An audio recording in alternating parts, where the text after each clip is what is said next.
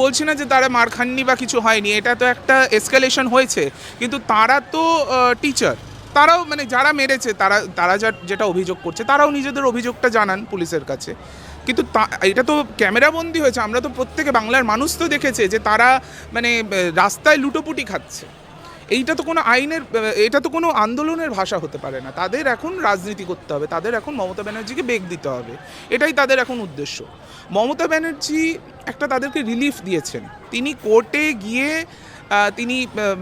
তিনি তার সরকারের পক্ষ থেকে গিয়ে এটা বলা হয়েছে যাতে 31শে ডিসেম্বর অবধি তাদের একটা রিলিফ দেওয়া হয়, আবার একটা রিটেস্ট হবে এবং সেখানে তারা আবার সসম্মানে টিচার হিসেবে, সেটা তাদের দাবি। তো তারা নিজেরা প্রথমত কোর্টের এই প্রক্রিয়াটা, আইনি প্রক্রিয়াটা কে চালু করেছে? আইনি প্রক্রিয়াটা তারা চালু করেছে। সেখানে তারা মুখ্যমন্ত্রীর সাথে কথা বলে চেয়েছিলেন যেন একটা ভালো মানে লয়ার দিয়ে সেই জিনিসটাকে দেখা হয়, তো সেই জিনিসটা মুখ্যমন্ত্রী করেছেন।